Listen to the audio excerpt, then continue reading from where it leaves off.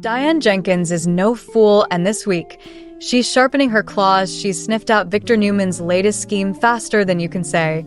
Jabot hostile takeover. And baby, she knows he's using Audra to mess with Kyle, but what Diane does next might just flip Genoa City on its head.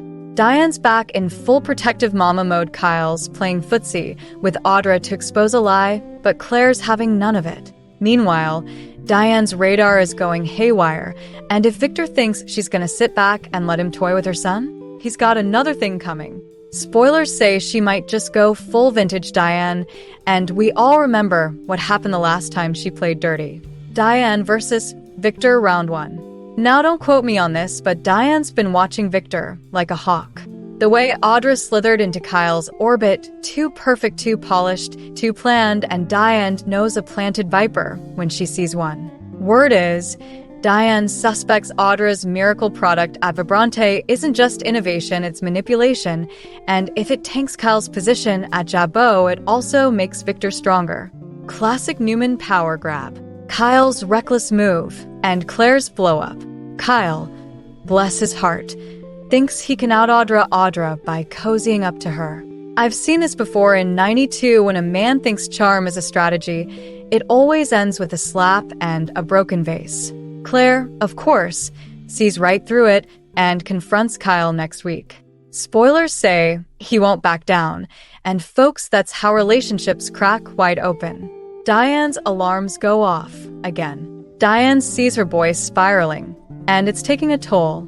Between business paranoia and romance mess, Kyle's becoming a Newman pawn, and Diane's not having it.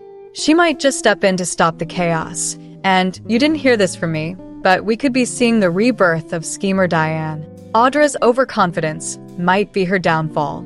Audra's strutting around like she already owns Jabot, but baby, if Diane starts poking around, sniffing out ingredients, tracking down sources, and laying quiet traps, Audra's miracle product might just mysteriously flop, and Diane will be sipping champagne at society, like she had nothing to do with it.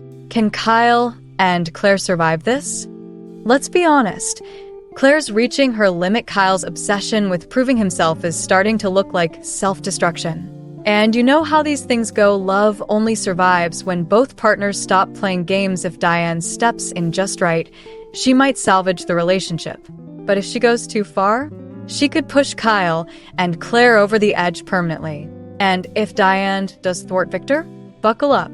Oh, if Diane ruins Victor's plan for you, that man doesn't take kindly to rebellion. Don't be shocked if he claps back with the force of 5 decades of corporate vendettas. This isn't a disagreement. Sugar, this is chess with dynamite. This week's storyline ain't just juicy, it's nostalgic. It's giving us echoes of the old-school soap power plays. We love mothers fighting for their sons, lovers walking the tightrope of truth, and moguls playing God. And for those of us who've been watching since Victor had a full mustache and Diane was rising from the dead baby, this is prime soap vintage. So light a candle, pour your evening tea, and don't blink, because this could be the week the Newmans and the Abbotts go nuclear. Thank you for watching the video. If you enjoyed the video, make sure to check some of our other videos. And we hope to see you again in the next video.